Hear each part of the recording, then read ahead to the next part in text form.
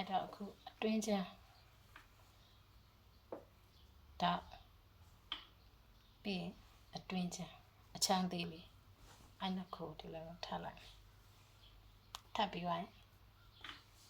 ဒီကနေဗျ0 ဟို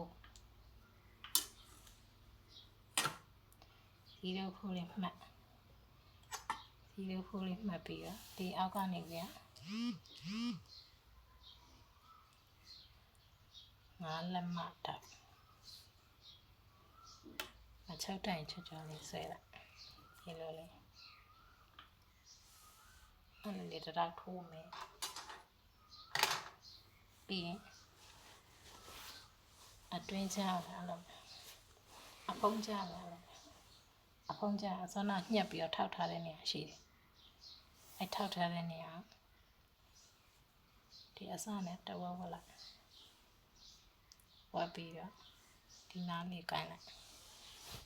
အဲ့ပြီးတော့စောနာလိုပဲ0 ဟိုမှတ်မယ်ပြီးအောက်ကို5 လက်မ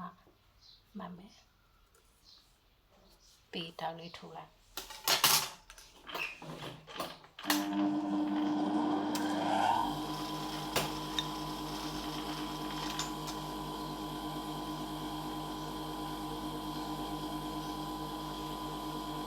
ဒီနှစ်ခုအညီနော်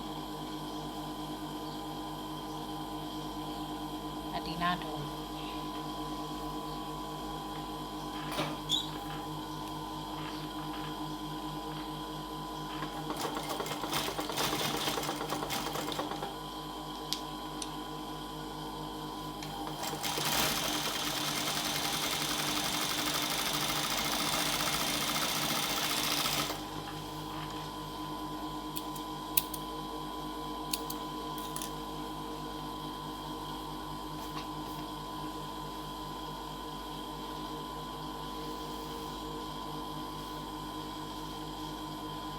ဒီဘက်လာ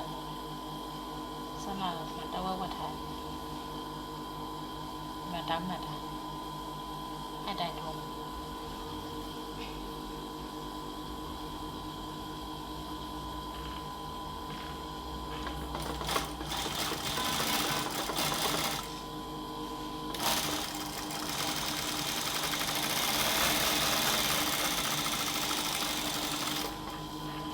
ပြီးသွားပြီ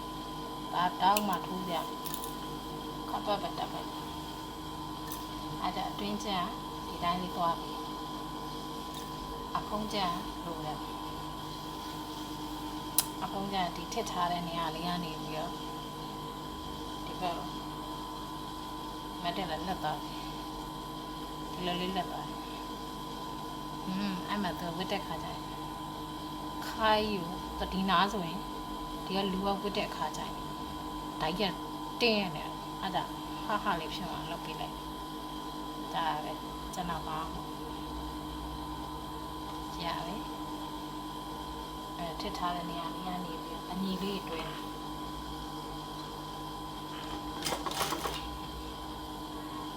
အစောနာကရှားပြတဲ့0 ခုအဲ့လိုလေးထောက်ကြပုံပါ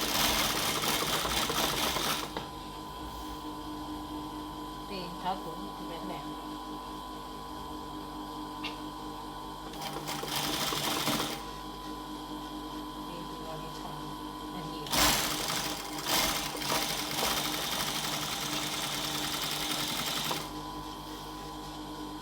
ကတော့နိုင်တယ်ဒါပေမဲ့တစ်ခါလေးပြတယ်လက်မနိုင်ဒီလေးတစ်ခါလေးတွဲသွားပြီးဒီမှာလည်းစမ်းနိုင်ထောက်ကြမယ်ထောက်သွားပြီးဒီနေရာလေးထပ်လိုက်ဒီလိုလေးထပ်လိုက်ပြီးထောက်သွားပြီးဒီ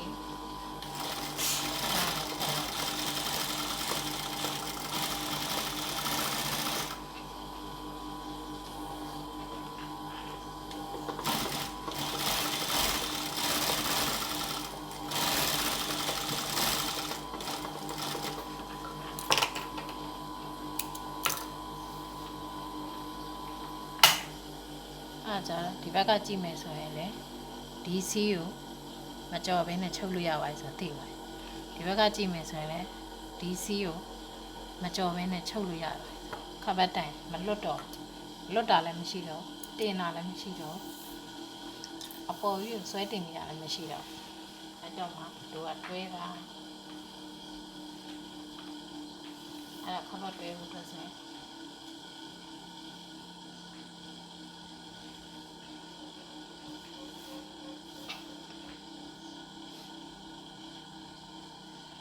ဒီလိုမျိုးထားမယ်ဒီလိုလေးထားပြီးဒီလိုမျိုးတက်ဒီလိုမျိုးလေးတက်မှာသူကအောက်ကနေနည်းနည်းလေးတော့အဲ့ဒါဒီထိတ်ကိုညတော့ခောက်လိုက်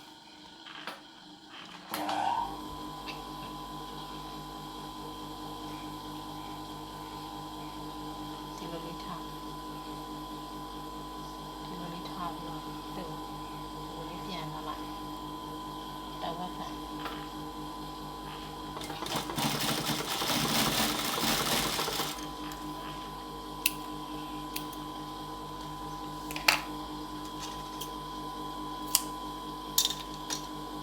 ဒီလိုနှံ့ကြည့်လိုက်